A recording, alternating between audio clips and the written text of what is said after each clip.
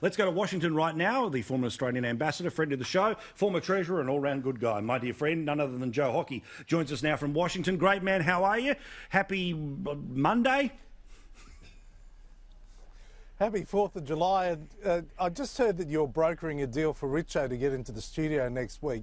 Could you do that for me? Yes, yeah. I'm happy to just spend 7 days in quarantine, but yes. That'd be a great achievement. Yeah, look, I look forward to whenever the second book comes out about your life, the chapter about the time I did TV in the back of a truck. It's an interesting story. It'll be one. It's a mobile studio right now that he's doing, and it's anyway. We will try and broker that for you as well. It is. It genuinely is the back of a truck. It's the back of a truck on Massachusetts Avenue. Yeah, it's true. Good stuff. Joe, you did tell me you would swap jobs with me, Joe Hockey. Here's it's Rowan here. You did tell me we would swap jobs. I'll happily, you can have this seat and I'll take your nice little pad in Washington there. Be fantastic. Well, Rowan, I'm happy to do it for half of whatever you charge Sky. That'd be a small fortune for me. Correct. All right. Now, before we get into anything else, Matthias Cormann, of course, finishing up in politics at the end of the year. You worked with him as Treasurer, Finance Minister. You guys made the tough decisions that got the ball rolling to where we were able to deal with what we have been able to deal with. What do you want to say before we get to American stuff about a bloke who you worked very closely with and what we lose when we lose that great man from Australian politics? Well, Matthias has been Australia's finest finance minister. He has displayed immense courage, great loyalty. He's really, really smart, whip smart, but also he has a really strong moral fibre about doing the right thing.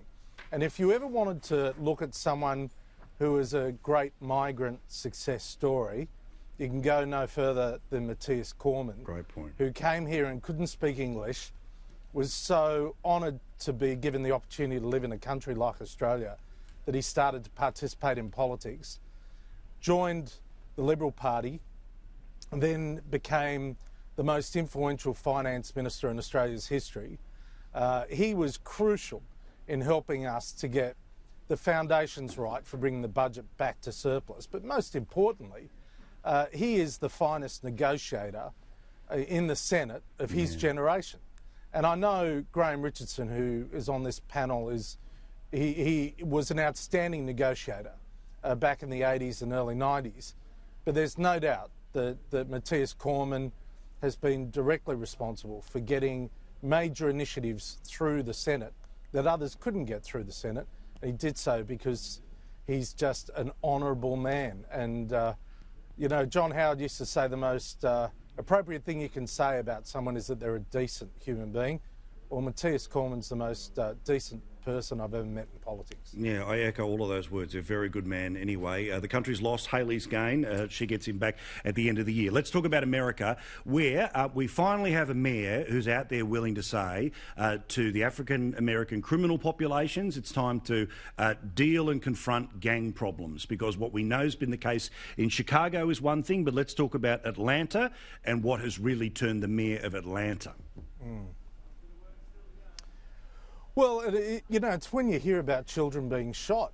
And Paul, you know, all of the reports about children being shot on the Washington Post this morning is a horrific story about a 10-year-old boy being shot just down the road here in DC on the weekend and killed. They're random stories, but they're so damn common. And the fact is that, you know, at a time when the police are under enormous pressure here in the United States, you need to back the law and order campaign. And I think Donald Trump is doing that, and he's wise to do that, because the violence around the community is just simply unacceptable. And now some of the Democrat mayors of these big cities are starting to realise that the sanctimonious words about dismantling police departments really, at the end of the day, mean nothing if you can't protect your community. And the African American community here in DC has come out and said we need obviously to have more social investment, but we need a stronger police presence in our community. And that's the same in Atlanta. It's the same in Portland, Oregon. It's the same in Chicago, the same in Louisiana. It keeps going every weekend, and it has to stop.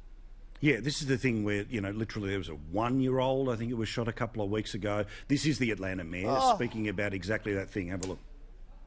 We have talked about this movement that's happening across America in this moment in time where we have the ears and the interest of people across this country and across this globe who are saying they want to see change. So we're fighting the enemy within when we are shooting each other up on our streets in this city, and you shot and killed a baby, an 8-year-old baby. If you want people to take us seriously, and you don't want us to lose this movement, then we can't lose each other.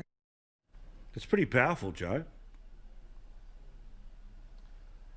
Mate, it's heart-wrenching. I mean, it's just heart-wrenching. And a lot of it is, you know, of course there are socio-demographic issues at play, but, you know, I mean, there needs to be some common sense.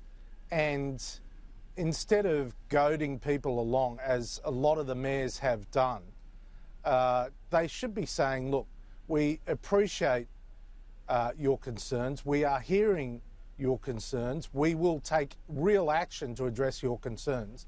But there is no place for violence in our communities. And, you know, it's just so constant, Paul. It's just, it's relentless in some of these communities. And, you know, it manifests itself in different ways. I mean, on the weekend, a statue was pulled down in Rochester of Frederick Douglass. And there were cheers and the crowds were cheering. Frederick Douglass was a black man who escaped slavery in Maryland and in early 1850s gave the most extraordinary speech about the emancipation of African Americans on the 5th of July, and these people on the 4th of July pulled down his statue and threw it into the river.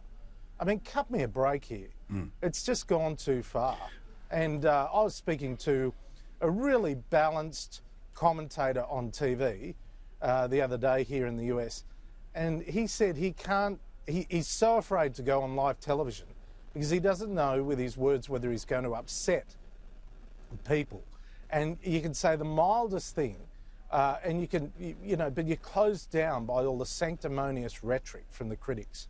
I hope Australia never gets to that point. Well, this was the thing. I mean, even Bill Maher, super lefty comedian, like much of his libertarianism, disagree with much of his, you know, sort of Trump hating that he goes on with. But he was out there just going, you know, the idea about policing the people who don't get it exactly right, that these are the people, you know, it's like the criticising of a Formula One driver who stands there with a T-shirt saying end racism but won't take the knee. Like, come on, like, it's pretty obvious what side they're on there. They're not sending some sort of secret dog whistle about white power. They're just saying, no, I'm not going to subjugate myself to anything other than either my partner or my God.